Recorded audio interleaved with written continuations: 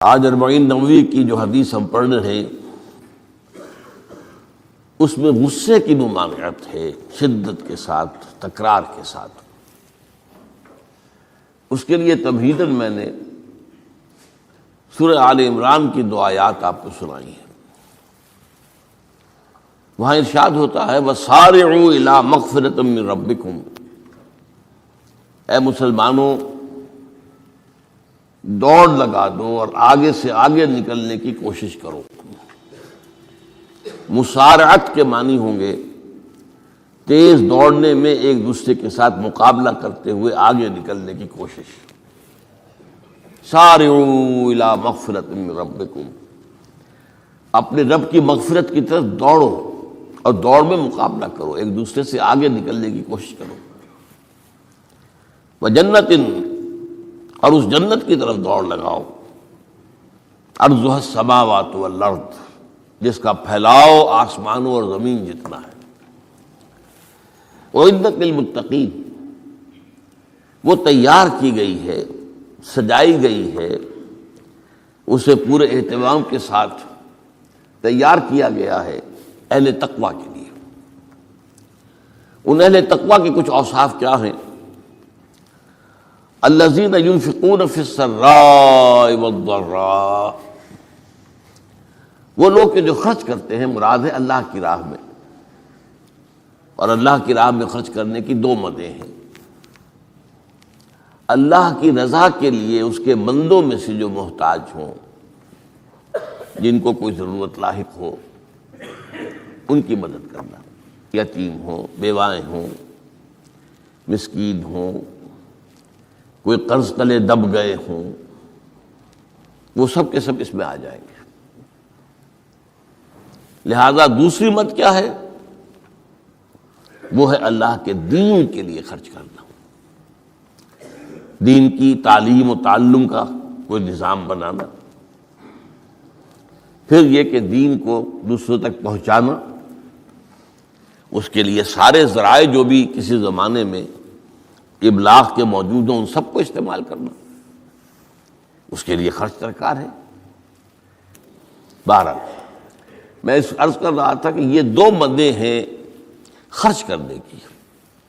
الذین ينفقون فی السراء والضراء، مسرت کی حالت میں آدمی کے پاس کافی ہے، غنی ہے، تب خرچ کر رہا ہے، تو ظاہر بات ہے اس حالت میں طبیعت پر اتنا بوجھ نہیں ہوتا خرچ کرنے میں، لیکن خود تنگی محسوس کر رہا ہو پھر خرچ کرے، یہ گویا کہ اس سے اگلا ایک قدم ہے، ضراء ہے، تکلیف کے اندر بھی ہو تو خرچ کرے۔ والکاظمین الغیظ، اور وہ لوگ جو اپنے غصے کو پی جانے والے ہوں۔ والعافین عن الناس، اور غصہ ظاہر بات ہے آتا ہے کسی شخص کی کسی غلطی پر، کسی خطا پر، یا وہ اس نے آپ کے ساتھ کوئی زیادتی کی ہے، تبھی تو غصہ آئے گا نا۔ لہذا غصے کو تو پی جاؤ اور لوگوں کو معاف کرو۔ والعافین عن الناس، یہ 2 کام در حقیقت ایک ہی کام کے 2 رخ ہیں کہ غصہ آیا ہے تو اسے پی جاؤ، اور جس شخص نے بھی تم پر زیادتی کی ہے، تمہارے خیال میں زیادتی کی ہے، ہو سکتا ہے وہ اپنی جگہ پر صحیح ہو، لیکن یہ کہ بہرحال تمہیں غصہ آیا ہے، اس غصے کو پی جاؤ اور اسے معاف کر دو۔ واللہ یحب المحسنین، اور ظاہر بات ہے کہ اللہ تعالیٰ کو تو ایسے محسنین ہی پسند ہے۔ اب یہاں بھی نوٹ کر لیجئے وہی درجہ احسان جو ہم پڑھ چکے ہیں بڑی تفصیل سے، حدیث جبرائیل کے حوالے سے گفتگو شروع ہوئی تھی، بعد میں پھر بھی مختلف مواقع پر گفتگو آتی رہی ہے، اور اگلی حدیث میں پھر آ رہی ہے۔ احسان کسے کہتے ہیں؟ تو اللہ تعالیٰ کو ایسے محسن جو اپنے اس دین کو خوبصورت بنا لے، دین ان کا جو ہے اور دینی زندگی ان کی جو ہے وہ دل کو لبھانے والی ہو، وہ لوگوں کو پسند آنے والی ہو، بلکہ یہ کہ اس کے اندر جو ہے وہ حسن جو ہے دل آویزی پیدا ہو جائے۔ تو اس آیت کے حوالے سے میں آج پھر حدیث آپ کو سنا رہا ہوں۔ اس کے راوی حضرت ابو ہریرہ ہے رضی اللہ تعالی عنہ، انہوں نے ذکر کیا ہے اور اس کی روایت بھی ہے امام بخاری نے کی ہے رحمہ اللہ، ان رجلا قال للنبی صلی اللہ علیہ وسلم، ایک شخص نے حضور صلی اللہ علیہ وسلم سے عرض کیا، اوصنی، حضور مجھے کچھ وصیت فرمائیے۔ اوصا یوسی ایصاء، وصیت کرنا، وصا یوصی توصیتاً، اس کے معنی بھی وہی ہے۔ وصا یوصی کے معنی ہو جائیں گے تدریجاً، مسلسل وصیت کرتے رہنا، نصیحت کرتے رہنا۔ اور ایک ہے، ایک مرتبہ آپ نے ایک بات کہہ دی ہے، اوصنی، مجھے وصیت فرمائیے، مجھے نصیحت فرمائیے۔ قال لا تغضب، آپ نے ایک ہی بات فرمائی، غصہ نہ کیا کرو، مغلوب الغضب نہ ہو جایا کرو، کہ غصہ آئے اور تم پر چھا جائے، تمہارے اوپر اپنا غلبہ کر لے۔ فردد مرارا، اب اس شخص کے دل میں شاید کوئی اور بات تھی، اس نے پھر پوچھا، اوصنی حضور، بس کیجیے وصیت مجھے۔ آپ نے پھر فرمایا لا تغضب، پھر پوچھا، وہ تکرار کرتا رہا اور حضور نے بھی ہر مرتبہ وہی بات کہی۔ اب اس سے اندازہ ہو جاتا ہے کہ یہ بات کتنی اہم ہے۔ تب پہلی بات تو میں آپ کو یہ بتا دوں کہ غصہ آ جانا کوئی غیر فطری بات نہیں ہے۔ غصہ اللہ تعالیٰ نے انسان میں رکھا ہوا ہے۔ البتہ غصے کے اعتبار سے حضرت حسن، غالباً حسن بصری رحمہ اللہ، ان کا ایک قول بڑا حکیمانہ ہے، بہت حکیمانہ ہے۔ وہ فرماتے ہیں کہ ایک انسان تو وہ ہوتا ہے جو پورا انسان ہوتا ہے، مکمل انسان ہوتا ہے، ایک ہوتا ہے نصف رجل، آدھا انسان، وہ انسانیت کے معیار پر پورا نہیں اترتا، ہاں نصف تک آ جاتا ہے۔ اور ایک انسان ہوتا ہے لیس برجل، وہ انسان ہوتا ہی نہیں، وہ حیوان ہوتا ہے۔ پورا انسان وہ ہے جسے غصہ دیر میں آئے اور جلدی رفع ہو جائے، اور آدھا انسان وہ ہے جسے غصہ جلدی آئے لیکن جلدی رفع بھی ہو جائے، یا دیر میں آئے تو دیر میں رفع ہو، یہ دونوں برابر ہو جائیں گے۔ جلدی غصہ آیا، جلدی ختم بھی ہو گیا، دیر میں آیا، دیر لگا دی جانے میں بھی۔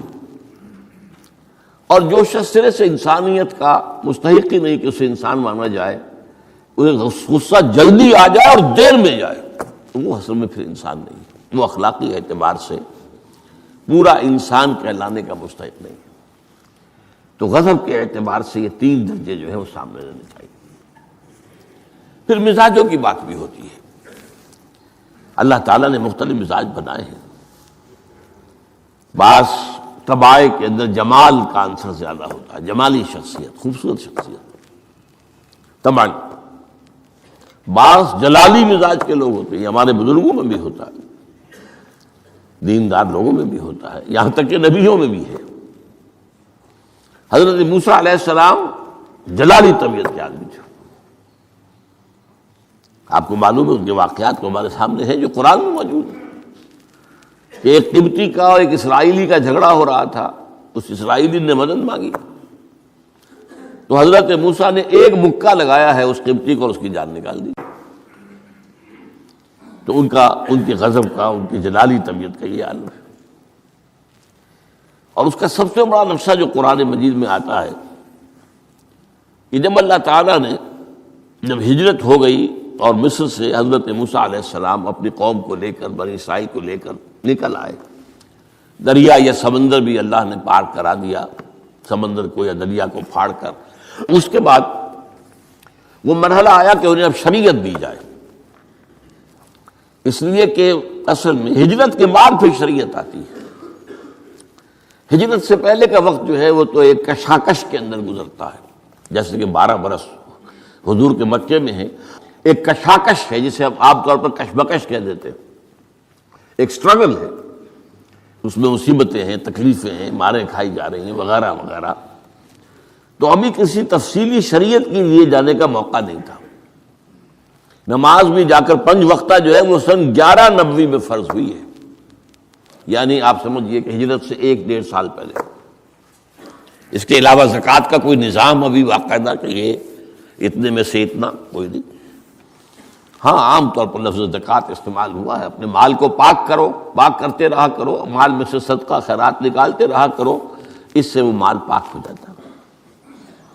تو اسی طریقے سے جو ہجرت آئی حضور پر، جو ہجرت کے بعد شریعت نازل ہوئی مدینہ منورہ میں، اور دورہ ترجمہ قرآن میں یہ بات واضح میں کر دیا کرتا ہوں کہ اس شریعت کا بلو پرنٹ جو ہے، یہ لفظ آپ میں سے بہت سے حضرات جانتے ہوں گے، کوئی عمارت بنانی ہو تو اس کا جو نقشہ بنتا ہے پہلا وہ ایک نیلے کاغذ پر بنتا ہے، بلو پرنٹ۔ تو بلو پرنٹ جو ہے اس شریعت محمدی علیہ صاحب الصلاۃ والسلام کا، وہ سورہ بقرہ میں تیار ہو گیا۔ پھر اس میں جو تفاصیل کے اور پورے جو خد و خال آئے ہیں وہ پھر سورہ نساء اور سورہ مائدہ اس کی تکمیل کی صورت۔ بہرحال جب حضرت موسیٰ کو اب اللہ تعالیٰ نے طلب کیا 40 دن کے لیے کوہ طور پر، اس کو ہم چلا بھی کہہ سکتے ہیں، 40 روز کی اللہ تعالیٰ نے ان سے ریاضت کروائی، مشقت، روزہ اور یہ کہ عبادت اور ذکر الہی۔ اس کے بعد انہیں اللہ نے تورات عطا فرما دی۔ اس میں آپ کو یاد آ جانا چاہیے حضور سے بھی قرآن مجید کے نزول سے قبل اسی طرح کا معاملہ غار حرا میں آپ کی جو خلوت گزینی ہوتی تھی، اور وہاں پر جو بھی آپ اب کیا عبادات کرتے تھے یہ ہمیں معلوم نہیں ہے، لیکن یہ ہے کہ عام طور پر جو محدثین نے کہا ہے کان صفت تعبدہ فی غار حرا التفکر والاعتبار، غور و فکر کرتے تھے یہ کائنات کیا ہے، کیا اس کا نظام ہے، یہ معاشرہ ہمارا کدھر جا رہا ہے، یہ خرابیاں کیوں بڑھ رہی ہیں، یہ کیوں انسان کا خون کرتا ہے، یہ کیا بات ہے، یہ کیا وجہ ہے کہ کچھ لوگ بھوکے مر رہے ہیں اور کچھ لوگ جو ہے ان کے پاس بہت دولت جمع ہو گئی، یہ غور و فکر جو ہے تو یہ آپ کا رہا ہے بہرحال۔ لیکن یہ کہ تخلیہ اور غار میں آپ کا قیام یہ اپنی جگہ پر ثابت ہے۔ تو اسی طریقے سے وہاں 40 دن کا معاملہ ہوا حضرت موسیٰ علیہ السلام کے ساتھ۔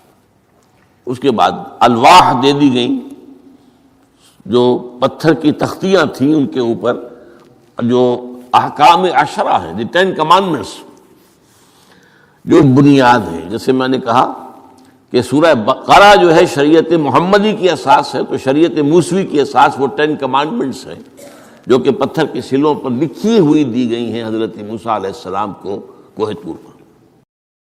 اب پیچھے کیا ہوا؟ حضرت موسیٰ کی اس غیر حاضری میں سامری کو موقع مل گیا، اس نے گمراہ کرنے کے لیے ایک شعبدہ دکھایا، اور وہ شعبدہ کیا تھا؟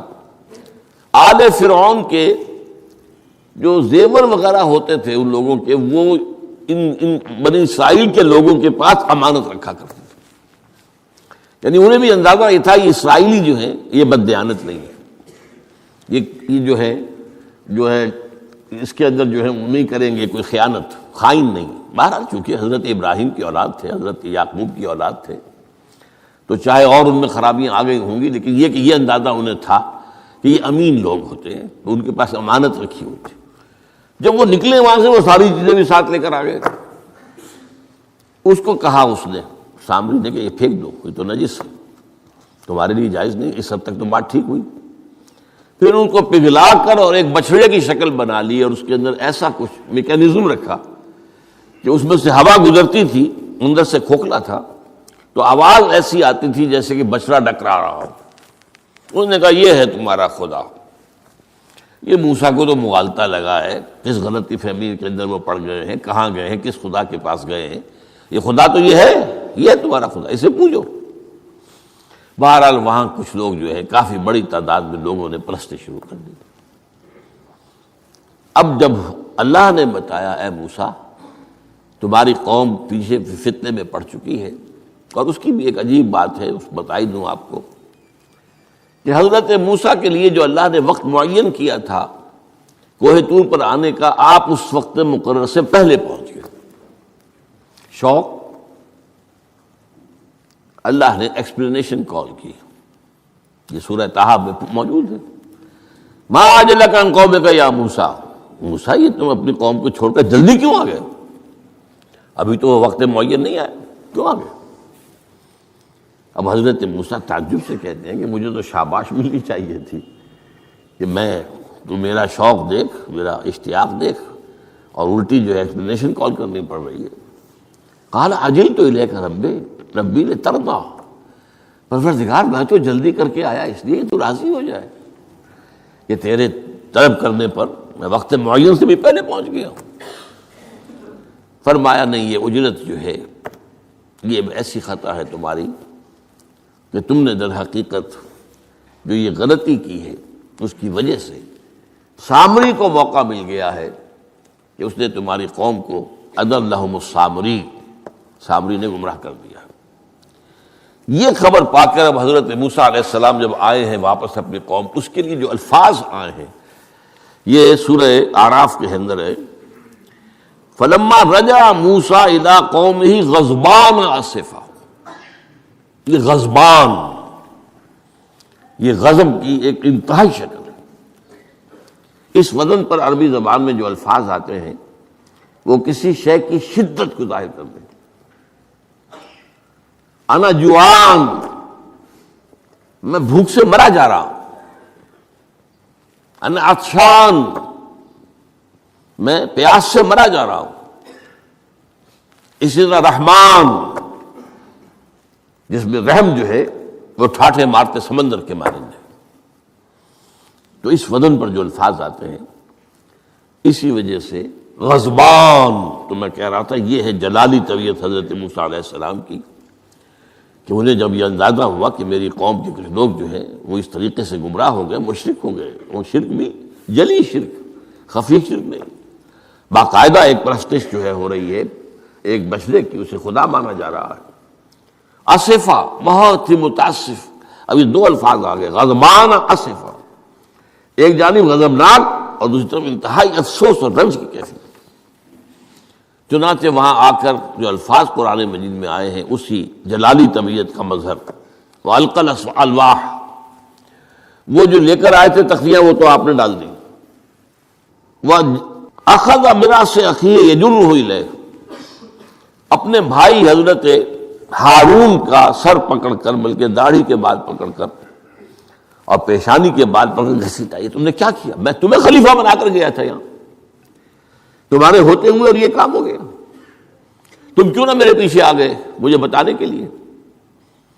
بہرحال چونکہ خلیفہ بنا کر گئے تھے، انہیں رہنا تو وہاں تھا، لیکن انہوں نے کہا کہ مجھے اندیشہ یہ ہوا کہ آپ یہ کہیں گے کہ تم نے بنی اسرائیل میں تفرقہ پیدا کر دیا، اس لیے میں نے برداشت کیا، کیا کر روکتا رہا میں، لیکن یہ کہ میں نے ان کے درمیان جو ہے کوئی بہت بڑا قدم نہیں اٹھایا۔ لیکن بہرحال اس کے بعد جو قدم اٹھایا گیا وہاں پر وہ فیصلہ کیا گیا کہ 12 قبیلوں میں سے ہر قبیلے کے جتنے لوگوں نے یہ شرک کیا ہے اسی قبیلے کے لوگ جو توحید پر قائم رہے ہیں وہ اپنے بھائیوں کو قتل کریں اور ذبح کریں۔ تو تورات کی روایت کے مطابق 70,000 یہودی قتل ہوا، اور یہیں سے قتل مرتد کی سزا اسلام میں یہ قتل ہے۔ یہ سب بات لوگ کہتے ہیں جو منکرین حدیث ہیں آج کل اور روشن خیال ہیں، اور جو اپنی روشن خیالی کا جو سند لینا چاہتے ہیں مغرب سے، تو مغرب کا تصور تو یہ ہے کہ یہ انسانی حقوق میں سے ہے، ایک مسلمان ہے اسے اگر عیسائیت پسند آ گئی عیسائی ہو جائے، اس کا حق ہے، وہ کوئی مجرم تو نہیں۔ یہ تمہاری شریعت میں یہ کہ قتل کر دیا جائے، یہ تو در حقیقت جو بنیادی حقوق ہے انسان کے اس کے خلاف ہے۔ اسی طریقے سے ایک مرد اور ایک عورت رضامندی سے زنا کرتے ہیں، آپ کو کیا اعتراض ہے؟ جو ان کا حق ہے، ہاں مائنر نہ ہو، چھوٹے نہ ہو، نابالغ سے زنا نہ کیا گیا ہو، جبر نہ کیا جائے، جبر کریں گے تو مجرم ہو جائیں گے، لیکن اگر رضا کے ساتھ باہمی رضامندی سے وہ کرتے ہیں زنا تو کوئی جرم نہیں ہے، ان کی مرضی ہے۔ تو یہ سارا تصور جو ہے حقوق انسانی کا جس طرح کا ایک مبالغہ آمیز تصور دنیا میں ہو گیا ہے، اس کی روح سے ہمارے ہاں بھی جو لوگ ہیں جو انہی کو ماڈل بنا رہے ہیں اب، تو وہ کہتے ہیں کہ جناب قرآن میں کہاں ہے مرتد کی سزا، اس طرح قرآن میں کہاں رجم کی سزا؟ تو یہ جان لیجئے کہ یہ دونوں سزائیں حضور نے اپنی سنت کے ذریعے سے نافذ کی ہیں، لیکن اخذ کی ہیں تورات سے۔ ظاہر بات ہے کہ حضور سے پہلے جو شریعت موسوی تھی وہ لاگو تھی. یہودیوں کے لیے شریعت موسوی تھی، آج تک بھی ہے. عیسائیوں کے لیے بھی حضرت مسیح یہی کہہ کر گئے تھے کہ یہ نہ سمجھنا کہ شریعت موسوی کو ختم کرنے آیا ہوں میں. Law of Moses, don't think I have come to destroy law. This law of Moses will be applicable to you. وہ تو سینٹ پال نے ختم کیا ہے. اور آج کی عیسائیت جو ہے یہ عجیب مذہب ہے جس میں کوئی قانون ہے ہی نہیں. لیکن یہ کہ اسلام میں بہرحال انسانی حقوق کے بھی حدود ہیں، ان حدود کے اندر انسانی حقوق ہوں گے. ہاں اگر آپ مسلمان ہیں اور آپ کو کوئی اور پسند آ گیا، آپ مسلمان ملک کو چھوڑ دیجیے، دارالاسلام کو چھوڑ دیجیے، بات چلے جائے گی. لیکن یہ ہے کہ دارالاسلام میں رہتے ہوئے آپ کو اختیار نہیں ہے. اس کی وجہ ہے کیونکہ اسلامی ریاست کی بنیاد ایک نظریے پر ہے. وہ نسل پر نہیں ہے، وہ رنگ پر نہیں ہے، وہ زبان پر نہیں ہے، نظریے پر. نظریے کو کمزور کر دینے والی شے یہ ہے کہ لوگ سازش کر کے ایک وقت میں ایمان لائیں اور پھر مرتد ہو جائیں تاکہ اسلام کی ہوا اکھڑ جائے. اور اس کا معاملہ سورہ آل عمران ہی کے اندر موجود ہے کہ وقالت طائفۃ من اہل الکتاب آمنوا بالذی انزل علی الذین آمنوا وجہ النہار واکفروا آخرہ لعلہم یرجعون. دیکھو بھائی یہ جو بڑی دھاک بیٹھ گئی ہے اسلام کی اور ایمان کی. جو شخص ایمان لے آتا ہے چاہے اسے انگاروں پر ڈال دیا جائے وہ ایمان کو نہیں چھوڑتا. تو یہ ایک ساکھ ہو گئی، ایک گڈ ول ہے ایمان کی، ایک ساکھ. جو چاہو کر لو اس کو قتل کر دیا. ابو جہل نے حضرت سمیہ اور حضرت یاسر رضی اللہ تعالیٰ عنہما دونوں کو قتل کر دیا. انہوں نے کلمہ کفر زبان سے نکالنا پسند نہیں کیا، حالانکہ اجازت ہے جان بچانے کے لیے. ایمان دل میں قائم رہے، زبان سے کلمہ کفر کہہ دیا جائے صرف جان بچانے کے لیے جائز ہے، اجازت ہے. چنانچہ حضرت سمیہ اور حضرت یاسر کے بیٹے عمار نے جان بچانے کے لیے کلمہ کفر کہا اور پھر ان پر شدید پشیمانی طاری ہوئی. لیکن حضور نے انہیں اطمینان دلایا کہ نہیں، اس کی بھی اجازت ہے. باقی جو مقام تمہارے والدین نے حاصل کیا وہ تو بہت مقام ہے، لیکن وہ عظیمت اپنی جگہ، یہ رخصت بھی اپنی جگہ، دین کا ایک حصہ ہے. بہرحال سازش کیا کی؟ آمنوا بالذی انزل علی الذین آمنوا وجہ النہار. ایسے کرو کہ صبح کے وقت تو ایمان لے آؤ، اے لوگو، اے مسلمانوں، جو کتاب تم پر نازل ہوئی ہم بھی ایمان لاتے ہیں، ہم بھی مومن ہو گئے. دن بھر رہو. اب اس میں یہ اضافے میرے ہیں، ذرا حضور کے قریب رہو، صحبت قریب سے، تاکہ لوگ دیکھ لیں یہ دن بھر حضور کی صحبت میں رہے ہیں، قریب رہے ہیں. شام کو کافر ہو جاؤ، مرتد ہو جاؤ، یہ دیکھ لیا ہم نے، یہ تو دور کے ڈھول سہانے ہیں، ہم نے اندر جا کر دیکھ لیا، کوئی بات ہے ہی نہیں، کوئی خاص بات نہیں. اس سے کیا ہوگا؟ لعلہم یرجعون. کچھ نہ کچھ لوگ ضرور جو ہیں وہ متزلزل ہو جائیں گے. آخر سب لوگ تو برابر کے نہیں ہوتے، نہ ہر زن نست و نہ ہر مرد مرد. کمزور ایمان والے لوگ بھی تو تھے نا آخر، اور ان سے بھی نیچے منافقین بھی موجود تھے. لیکن کمزور ایمان والوں کے دل کے اندر بھی خدشہ پیدا ہوا ہوگا، وسوسہ اندازی کا شیطان کو موقع مل گیا کہ بھائی کوئی بات دیکھی ہوگی نا، انہوں نے بڑے بھلے لوگ تھے، بڑے اچھے لوگ تھے، بڑی نیک نیتی سے ایمان لائے تھے، اور حضور کی صحبت میں اور محفل کے اندر بڑے مؤدب ہو کر بیٹھے رہے تھے، بڑی توجہ سے انہوں نے حضور کا کلام سنا تھا. تو آخر کوئی بات تو ہوگی نا جو دیکھی ہے انہوں نے، تبھی تو وہ جو ہے وہ اسلام کو چھوڑ کر چلے گئے. اس فتنے کا سد باب کرنے کے لیے قانون بنا ہے، جو اسلام لائے دیکھ بھال کر لائے. اس لیے کہ ظاہر بات ہے کہ یہ تو اب ایک وادی، اس کے اندر قدم رکھنا ہے جس میں مشکلات بھی آئیں گی، تکالیف بھی آئیں گی. لیکن یہ کہ بہرحال اس سے رجوع کرنے کا پھر حق نہیں ہوگا. اسلام اگر چھوڑو گے تو قتل کیے جاؤ گے. یہ کنڈم کرنا اس کو شریعت اسلامی کے خلاف بغاوت ہے. قرآن میں نہیں ہے، لیکن از روئے قرآن تورات پر بھی لفظ قرآن کا اطلاق ہوتا ہے. چنانچہ مکے کے کفار اور مشرکین کا ایک قول نقل ہوا ہے قالوا لن نؤمن بهذا القرآن والذی بین یدیہ، انہوں نے کہا نہ تو ہم اس قرآن پر ایمان لائیں گے جو محمد پیش کر رہے ہیں، اور نہ اس قرآن پر جو ان سے پہلے ہے۔ تو تورات کو بھی ایک معنی میں قرآن کا لفظ جو ہے اس کا اطلاق ہوتا ہے۔ تو حضور صلی اللہ علیہ وسلم نے یہ دو سزائیں جو ہیں، قتل مرتد اور رجم کی سزا بھی، ظاہر بات ہے قرآن میں نہیں ہے، ہم مانتے ہیں قرآن میں نہیں ہے، لیکن شریعت جو ہے وہ صرف قرآن پر مبنی نہیں ہے۔ بس یہ بات ایک اصول موٹی، شریعت کی دو بنیادیں مستحکم ہیں، مستقل بذات ہیں، انڈیپینڈنٹ آف ایچ ادر، کتاب اللہ و سنت رسول صلی اللہ علیہ وسلم، اللہ کی کتاب اور اللہ کے رسول کی سنت، صرف قرآن نہیں ہے۔ یہ اہل قرآن جو بھی کہلاتے ہوں، جن کو منکرین حدیث کہنا چاہیے، جو یہ قرآن مجید کو ہی سمجھتے ہیں کہ بس یہی بہت کافی ہے، اس کی پھر تعبیریں جو کرتے ہیں، ان میں سے دو آدمی بھی نماز پر متفق نہیں۔ نماز کتنی ہوں گی، نماز ہے بھی کہ نہیں، صلاۃ کے معنی نماز ہے بھی کہ نہیں، متفق نہیں، کیسے ہوں گے؟ تو سنت رسول سے معین ہوا ہے، صلو کما رأیتمونی اصلی، نماز پڑھو جیسے مجھے دیکھتے ہو میں نماز پڑھتا ہوں، سارا معاملہ تو اس سے ہے۔ تو بہرحال اس اعتبار سے یہ جو میں نے آپ کو حضرت موسیٰ علیہ السلام کا معاملہ بتایا، تو اس میں میں ایک بات قائم کرنا چاہتا ہوں آپ کے ذہن میں کہ غضب کب آتا ہے انسان کو، غصہ کب آتا ہے؟ کسی نہ کسی حمیت پر زد پڑتی ہے تو غصہ آتا ہے، یا تو حمیت ذات ہے، آپ نے محسوس کیا میری ذات کے اوپر جو ہے حملہ کیا گیا ہے، میری شہرت پر، میری عزت پر،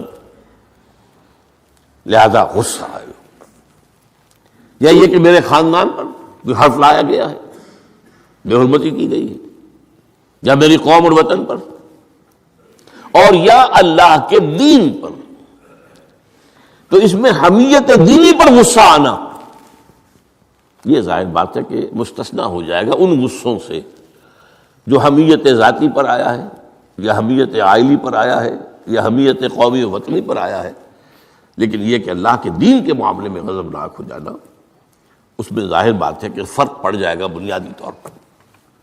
تو حضرت موسیٰ کا غصہ جو آیا ہے وہ اس پر آیا ہے کہ میری قوم، یہ وہ لوگ جنہوں نے 9 جو ہے معجزے وہ تو مصر کے اندر رہتے ہوئے دیکھے، وَلَقَدْ آتَيْنَا مُوسَىٰ 9 آیات بینات، سورہ بنی اسرائیل میں ہے 9 معجزے، شروع میں 2 تھے پھر آتے چلے گئے، اور پھر اتنے بڑے بڑے معجزے دیکھے، سب سے بڑا معجزہ سمندر کا پھٹ جانا، اور اسی صحرائے سینا کے اندر اس پڑاؤ جو ڈالا ہے کوہ طور پر، اس سے پہلے من و سلویٰ کا نزول ہوا ہوگا، ایک چٹان سے 12 جو ہے چشمے بھی پھوٹے ہیں، یہ سب کچھ دیکھا، تب حال یہ ہے اس کا۔ تو اس پر غصے کا آنا، غضبناک ہو جانا، یہ گویا کہ بالکل معقول ہے، قرین قیاس ہے۔ اس میں بھی ایک اور مثال ہے اللہ کے رسولوں میں سے، انہیں بھی حمیت دینی پر غضبناک ہوئے اور انہیں غصہ آیا شدید، وہ حضرت یونس علیہ السلام تھے۔ وَظَنُّونَ إِذْ ذَهَبَ مُغَاضِبًا وَظَنَّ أَن لَّن نَّقْدِرَ عَلَيْهِ، نینوا ایک شہر ہوتا تھا عراق کے شمال کے اندر، وہاں یہ بھیجے گئے تھے رسول بنا کر، انہوں نے دعوت دی، جو بھی تلقین، نصیحت، تبلیغ، حق ادا کر دیا، قوم ایمان نہیں لائی، کفر پر اڑی رہی۔ اس کے بعد یہ غضبناک ہو کر، اب یہ غضب جو ہے یہ دین کا غضب ہے، اپنی قوم کو چھوڑ کر چل دیے، لیکن یہاں ایک خطا ہو گئی ان سے۔ حضرت موسیٰ سے خطا کیا ہوئی تھی کہ وقت معین سے پہلے پہنچ گئے، فَإِنَّا قَدْ فَتَنَّا قَوْمَكَ مِن بَعْدِكَ، اس کی سزا مل گئی۔ یہاں غلطی کیا ہوئی کہ رسول جو قوم کی طرف بھیج دیا جائے، جس قوم کی طرف یا جس شہر کی طرف یا جس علاقے کی طرف، جب تک ایکسپریس پرمیشن اللہ کی نہ آ جائے رسول جگہ چھوڑ کر نہیں جا سکتا۔ یہاں یہ ہے کہ وہ اتنے غضبناک ہو گئے کہ یہ بات جو ہے یہ ذہن کے سامنے نہ رہی اور آپ اپنی قوم سے ناراض ہو کر یہ بدبخت قوم جو ہے اب یہ تو ہلاک ہو کر ہی رہے گی، تو یہ چھوڑ کر چلے گئے، یہ غلطی ہوئی۔ چنانچہ آپ کو یاد بھی آ گیا ہوگا کہ جب ہجرت مدینہ کی اجازت آ گئی ہے اللہ کی طرف سے عام صحابہ کے لیے، تو آپ نے کہہ دیا چلے جاؤ مدینہ جاؤ، آپ خود نہیں گئے، جب تک کہ ایکسپریس پرمیشن واضح طور پر معین طور پر آپ کے لیے اجازت نہیں آ گئی، اس وقت تک آپ نے مکے سے سفر نہیں کیا۔ حضرت یہ واقعہ سیرت کا مشہور واقعہ ہے، حضرت ابوبکر صدیق رضی اللہ تعالیٰ عنہ نے 2 اونٹنیاں تیار کی تھی کہ لمبا سفر ہے اور تیز جانا ہوگا، ہم جب جائیں گے تو ظاہر بات ہے پیچھا کیا جائے گا، تعاقب ہوگا، تو اچھی فربا اونٹنیاں ہوں، تو انہیں خوب کھلا پلا کر تیار کیا تھا اور حضور کو بتایا نہیں تھا۔ اب منتظر تھے حضور کیا اجازت آ گئی؟ نہیں ابھی نہیں آئی۔ پھر پوچھا اجازت آئی؟ حضور نہیں آئی۔ اب حضرت عائشہ فرماتی ہیں اور نکاح میں آ چکی تھی حضور کے، لیکن تھی ظاہر بات ہے کہ 6 سال کی عمر میں نکاح ہو گیا تھا، 9 سال کی عمر میں وداعی ہوئی ہے بعد میں مدینے میں جا کے۔ تو ان کی روایت ہے کہ ہم نے دیکھا کہ دوپہر کے وقت حضور چلے آ رہے، تشریف لا رہے۔ اب یہ بات بڑی غیر معمولی تھی، عرب میں یہ جو وقت ہے قیلولے کا، ظہر اور عصر کے درمیان، اس میں بازار بھی بند ہو جاتے ہیں، آفیسز بند ہو جاتے ہیں، اور یہ کہ کسی کے گھر آنا جانا، اللہ یہ کہ آپ کو کھانے پر بلایا ہو دوپہر کے بعد دوسری ہے، ایک آنا جانا نہیں ہوتا، وزٹ نہیں ہوتی۔ تو بڑے حیران ہوئے ہم، تو حضور نے اپنا ذرا چہرہ وغیرہ چھپایا ہوا بھی ہے اپنے رومال میں، تشریف لائے اور آ کر کہا کہ میں اندر آنا چاہتا ہوں۔ حضرت ابو تشریف لائیے، یہ تو آپ کی اب ظاہر بات ہے حضرت عائشہ سے نکاح تو ہو چکا تھا، وہ تو اب محرم تھی، یہاں کوئی نامحرم نہیں ہے، آپ آئیے۔ آ کر آپ نے کہا کہ ابو بکر اجازت آ گئی ہے۔ اب حضرت ابو بکر کی خوشی کا ٹھکانہ نہیں تھا، دل میں سوچتے تھے کہ اب مجھے شاباش ملے گی۔ عرض کیا حضور میں نے 2 اونٹنیاں تیار کر رکھی ہیں، خوب کھلا پلا کر فرما کیا ہے، تیار کیا ہے۔ حضور نے تھوڑا سا توقف فرمایا، اچھا میں 1 اونٹنی میں استعمال کروں گا لیکن میں اس کی قیمت ادا کروں گا۔ حضرت ابوبکر رو پڑے کہ حضور کیا مجھ سے بھی مغایرت ہے؟ میں نے اپنے جان و مال میں سے کون سی چیز آپ سے بچا کر رکھی؟ سارا مال آپ پر خرچ کر چکا ہوں۔ آپ نے اشارہ کیا حضرت عائشہ کے بارے میں، تو ایک مرتبہ پوچھا ہے کہ وہ تو آپ کی بھتیجی ہے، کیسے آپ کے کا نکاح ہوگا؟ کہ وہ دینی معاملہ ہوتا ہے، تم میرے دینی بھائی ہو، یہ کوئی سلبی بھائی تو نہیں ہو۔ بس اتنا کہنے کی دیر تھی، بیٹی پیش کر دی۔ تو میں نے اپنی کون سی چیز کو آپ سے بچا کر رکھا؟ یہ ان کے الفاظ نہیں ہے، یہ میں ان کے جذبات کی تعبیر اپنے الفاظ میں کر رہا ہوں، لیکن یہ واقعہ میں آتا ہے کہ رو پڑے۔ تو بہرحال یہ جب تک ایکسپریس پرمیشن نہیں آتی اس وقت تک رسول نہیں جا سکتا۔ حضرت یونس چھوڑ کر چل دیے، وَظَنُّونِ الذَّهَبَ مُغَاضِبًا، مغاضب وہی غضبناک، تو اس کو اللہ تعالیٰ نے پکڑا، اس لیے کہ یہ غلطی ایسی تھی کہ جس کے اوپر پکڑ ہونی، یہ تو کار رسالت کے اندر جو اس کی شرائط ہیں ان میں سے ایک شرط کے اندر کمی ہوئی ہے، لہذا پھر وہ آپ کو معلوم ہے کہ وہ مچھلی کے پیٹ میں گئے اور وہاں انہوں نے جو ہے لا الہ الا انت سبحانک انی کنت من الظالمین، تو آپ نے جو بھی وہ استغفار کیا ہے اللہ سے، پھر اللہ نے معاف کیا۔ پھر اس مچھلی نے، ویل مچھلی کوئی ہوگی جو شط العرب میں معلوم ہوتا ہے، شط العرب میں اس نے نگلا ہے، اور شط العرب یہ دونوں دریا جو ہیں فرات اور دجلہ جب عراق کے جنوب میں آ کر ایک ہو جاتے ہیں تو وہ تو گویا کہ ایک بڑا سا چھوٹا سا سمندر بن جاتا ہے، اتنا بڑا وہ شط العرب کہلاتا ہے۔ اس سے ہو کر پھر گلف میں آئے، اور گلف سے ہو کر کہیں مکران کے ساحل پر آ کر اگلا ہے اللہ کے حکم سے اس مچھلی نے حضرت علیہ السلام کو۔ اس پر ایک تحقیقی مضمون میثاق میں ایک زمانے میں شائع ہوا تھا، میں اب اس وقت اس کی تفسیر میں نہیں جا سکتا، کہ اس علاقے میں حضرت یونس علیہ السلام کو اور پھر وہ اس کے ساحل پر پڑے رہے، تو معلوم ہوا کہ یہاں پر غضبناک ہو جانا اگرچہ تھا حمیت دینی کی وجہ سے، لیکن وہاں بھی جو بنیاد ہے دین کی اور جو اس کے جو شرائط ہیں ان میں سے کسی کو کراس کرنے کی اجازت نہیں ہے۔ اس میں سے اگر کسی رسول سے بھی ہوا ہے تو پھر یہ کہ اللہ تعالیٰ کی طرف سے گرفت ہوئی ہے۔ اور یہاں یہ نوٹ کرا دوں میں آپ کو، ہم جو مبالغے آمیزی کیا کرتے نعتوں کے اندر، اور آج کل انتہا ہوئی ہے ٹی وی کے اوپر، بعض چینلز کے اوپر نعتوں ہی نعتیں، نعتیں ہی نعتیں، نعتیں ہی نعتیں، پھر ان کے اندر جو مبالغے ہوتے ہیں۔ حضور نے فرمایا ہے مجھے یونس ابن متہ پر بھی فضیلت مت دو۔ اب یونس ابن متہ وہ ہیں واحد رسول جن سے کچھ خطا ہوئی ہے اور جس پر سزا ہوئی ہے، باقی اور رسولوں میں سے کسی کے ساتھ ایسی بات ثابت نہیں۔ خطا ہوئی ہے حضرت موسیٰ سے بھی، ما عجلک عن قومک یا موسیٰ، لیکن خطا جو ہے اس کی کوئی سزا حضرت موسیٰ کو نہیں ملی۔ واحد رسول ہیں حضرت یونس علیہ السلام، الا قوم یونس۔ اور اس کا جو فائدہ پہنچا ہے، یہ جو آج کی جدید اکاؤنٹنگ ہے، debit and credit, Hare debit کے اگینسٹ کوئی انٹری برابر کی جو ہے کریڈٹ کی ہوگی، ہر کریڈٹ کے اگینسٹ ڈیبٹ کی ہوگی۔ یہ جو ڈیبٹ ہوا حضرت یونس کے خلاف، یہ کریڈٹ بن گیا قوم کے خلاف، قوم کے حق میں، کہ عذاب کے آثار شروع ہو گئے، جس کے بعد کے کسی قوم کے لیے دروازہ بند ہو جاتا ہے توبہ کا۔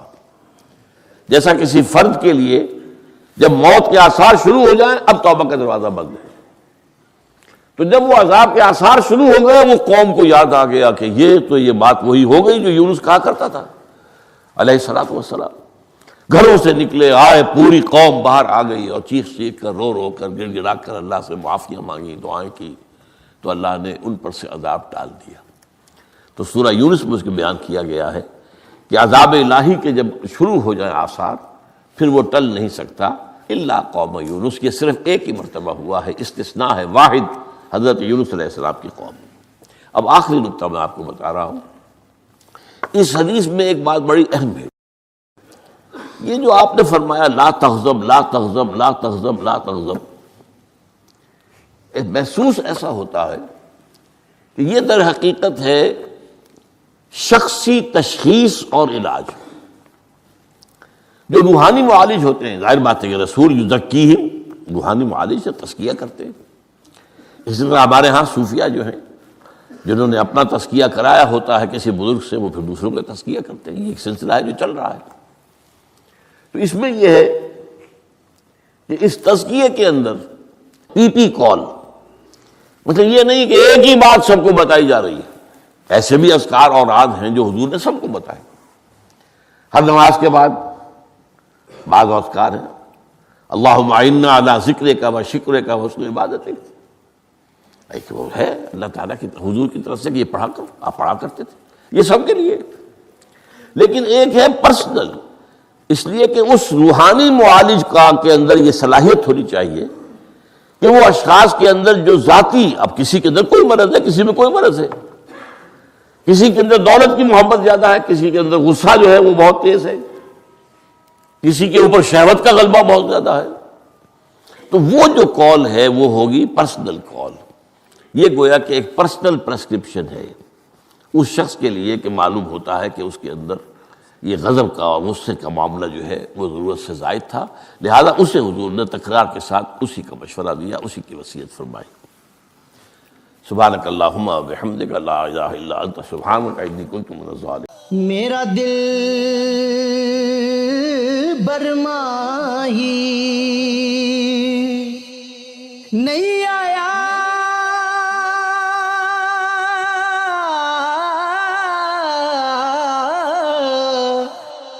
میرا دل برماہی ایویں بولنا جھوٹے آکاں، تو جھوٹا تیرے اوے بول وچ جھوٹے، تینو تاڑی مار اڑا، تو جھوٹا تیرے بول وچ جھوٹے۔